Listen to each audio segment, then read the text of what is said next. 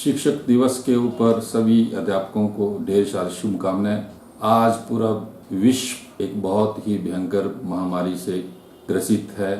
आज जहां सारे स्कूल बंद हैं, तो एक अध्यापक का इस मौजूदा समय में रोल एक बहुत ही महत्वपूर्ण हो जाता है, ताकि बच्चों का साल भी बर्बाद ना हो और बच्चों की शिक्षा भी अच्छे ढंग से चली जाए।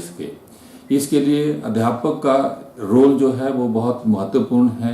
मेरा सभी अध्यापकों से अनुरोध है कि वे बच्चों की शिक्षा के लिए उनकी गुणवत्ता के लिए खूब मेहनत करें और ऑनलाइन जो मटेरियल विभाग द्वारा और अध्यापकों द्वारा दिया जा सकता है वो बच्चों तक ठीक ढंग से पहुंचे।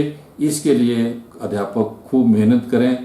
सबको शिक्षा, अच्छी शिक्षा, यही हमारा नारा है समग्र शिक्षा अभियान का। सबको एक बार पुनः टीचर्स डे की उपलक्ष्य में बहुत बहुत बधाई। आईएफएस देवराज कौशल ने बिलासपुर वन विभाग में मुख्य वन अरण्यपाल का पद संभाल लिया है। देवराज कौशल ने कार्यभार संभालते ही अवैध कटान, अवैध कब्जों के साथ हो रहे इलीगल माइनिंग और वन सुरक्षा को लेकर वन मंडल अधिकारियों के साथ बैठक की और उन्हें सख्त आदेश जारी किए।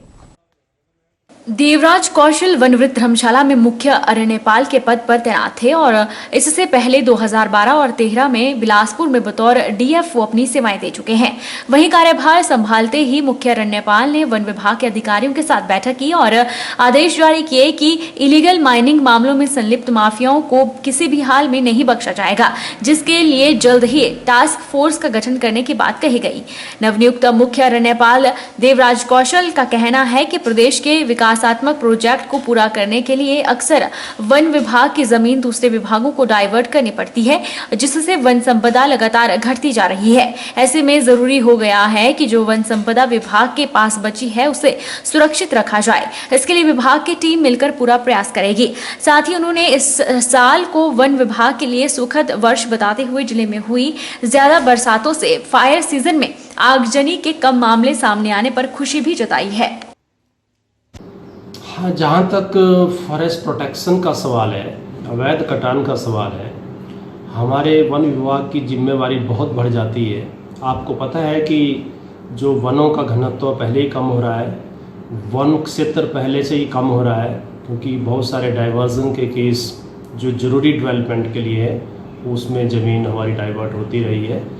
तो हमारा कर्तव्य है कि जितना वन क्षेत्र हमारे पास है, जितने पेड़ पौधे वनस्पति है, उसकी हम जो प्रोटेक्शन करें, उसके लिए जो है टास्क फोर्स जो गठित की जाएगी और ऐसे शरारती तत्वों से जो इस काम में इन्वॉल्व रहते हैं, हमारी भरपूर कोशिश रहेगी कि इन पर नकेल कसेंगे और इन घटनाओं में काफ़ी कमी आएगी, मुझे पूरा विश्वास है। बिलासपुर जिले के घुमारवीं शहर में नगर परिषद ने कोरोना काल की बिना परवाह करते हुए कूड़े के ढेर मुख्य पेयजल योजना के भंडारण टैंक के पास लगाए हैं, जिस कारण शहरवासियों को पेयजल के दूषित होने का डर सताने लगा है। स्थानीय शहर वासियों का कहना है कि बहुत बड़ी मात्रा में कूड़े के ढेर नगर परिषद घुमारवीं ने मुख्य पेयजल योजना के अगल बगल में लगाए हुए हैं। बंदर, पक्षी और कुत्ते गंदगी को उठाकर बिखेर रहे हैं, जिस कारण पेयजल और वातावरण के दूषित हो जाने से कोरोना काल में किसी भी महामारी के संक्रमण फैलने का अंदेशा बना हुआ है। वहीं दूसरी ओर इस संदर्भ में परिषद अध्यक्ष राकेश चोपड़ा ने शीघ्र कूड़े के ढेरों को उठाने का आश्वासन दिया। प्रशासन के सुस्त रवैये के कारण जो नगर परिषद का कूड़ा है वो रैन बसेरा के पास फेंका जा रहा है। उसकी वजह से जंगली जानवर और पशु पक्षी वहाँ जो जल की जो योजना है उनको दूषित कर रहे हैं और इससे बहुत महामारी फैलने की आशंका है। और सरकार से अनुरोध करते हैं कि जो ये समस्या है ये ज़्यादा गंभीर ना हो और इस पे जल्द से जल्द कोई कार्रवाई की जाए। कुछ समय में पहले जब से कोरोना की जो ये भयंकर बीमारी हमारे यहाँ भारतवर्ष में विश्व में फैली है, जिससे जो हमारा प्लास्टिक के बंडल थे जो कि सूखे कूड़े में से निकाले जाते थे, वो एसीसी के मना करने के कारण जो है वो हम बंडल नहीं बना पा रहे थे, क्योंकि कोरोना के भय से उन्होंने बंडल लेना बंद कर रखे थे। लेकिन अभी हाल ही में ये जो हमारी कूड़े की समस्या है, इसको दूर करने के लिए हमने जो ACC के प्रबंधक हैं उनसे बात करके उन्होंने दोबारा हमें बंडल बना करके जो है वो बरमाणा में भेजने की परमिशन दी है। मुख्य चिकित्सा अधिकारी सोलन के कार्यालय में एक कर्मचारी के कोरोना पॉजिटिव आने से पूरा स्टाफ क्वारंटाइन हो गया है। साथ ही CMO कार्यालय को भी सील कर दिया गया है। खाद्य विंग का एक कर्मचारी कोरोना पॉजिटिव पाया गया है। इसके चलते प्रशासन ने एहतियात के तौर पर कार्यालय को 2 दिनों के लिए सील किया है।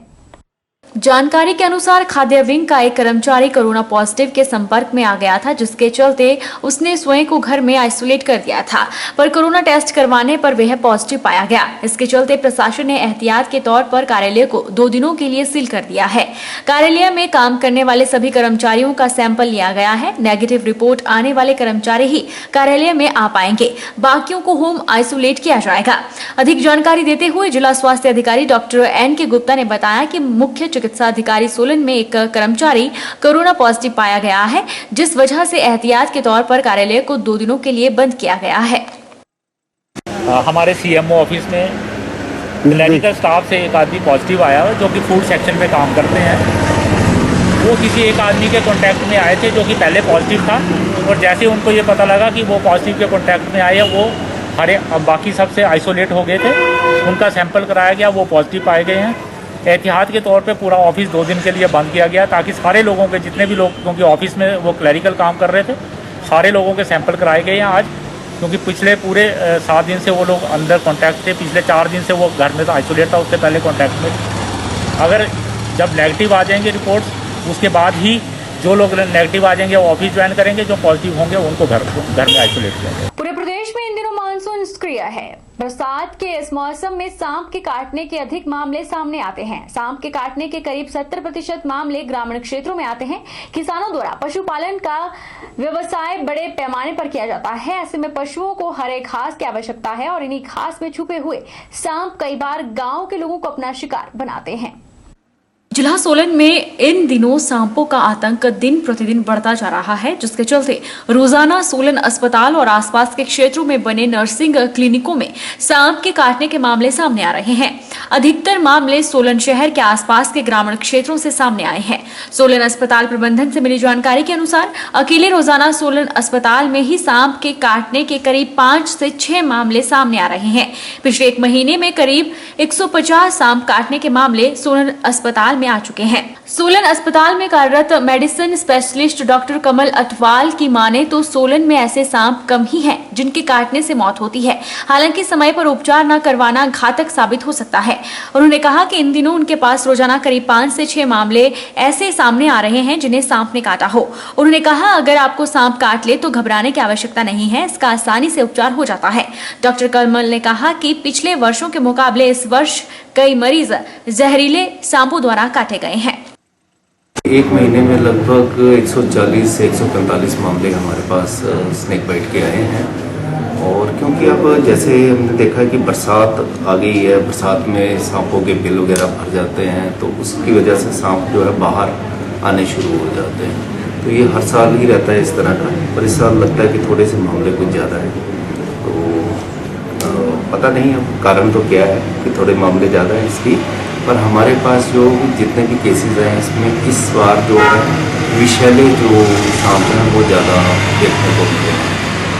तो सबसे ज़रूरी चीज़ है, जैसे कि मिथ्स हैं लोगों में कि झाड़ने से सांप का जहर निकल जाता है, या खून चूसते हैं उस जगह पे थोड़ा सा निक लगा के खून चूसते हैं उससे जहर चला जाता है, या कोई और भी इस तरह के जो लोकल चीज़ें हैं कि सांप से द्वारा कटा के सांप को ढूंढो तो सांप का जहर उतरेगा। तो इस तरह की भ्रांतियों में नहीं पड़ना चाहिए, क्योंकि इनसे सिर्फ टाइम वेस्ट होता है। वक्त हो चला है छोटे से ब्रेक का। ब्रेक के पर फौरन लौटेंगे, आप बन रहिए हमारे साथ।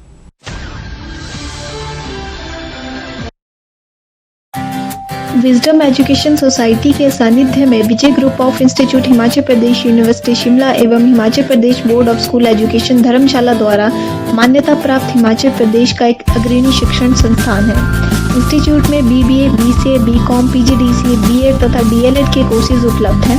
कॉलेज प्रयासरत है छात्रों के चहुमुखी विकास की ओर, जिसके लिए कॉलेज उपलब्ध करवा रहा है डिजिटल क्लासरूम्स, विभिन्न प्रयोगशालाएं जैसे कि कंप्यूटर प्रयोगशालाओं का उपयोग ऑनलाइन एग्जामिनेशन के लिए भी किया जाता है, जिसमें 150 से अधिक कंप्यूटर मौजूद हैं तथा साथ ही नेचौक कस्बे में अर्ध लाइब्रेरी के अभाव को दूर करने के लिए विजडम एजुकेशन सोसाइटी ने कस्बे में शिक्षा प्राप्त करने वाले बच्चों समेत स्थानीय युवा पीढ़ी को अपने कैंपस में पुस्तकालय की सुविधा उपलब्ध करवाई है तथा साथ ही विजय ग्रुप प्रयासरत है कि कोरोना महामारी छात्रों के विकास में बाधा ना बने, इसलिए विजय ग्रुप छात्रों को ऑनलाइन रजिस्ट्रेशन की सुविधा प्रदान कर रहा है, जिसके माध्यम से छात्र घर बैठे ही अपनी एडमिशन की प्रक्रिया को पूरा कर सकते हैं।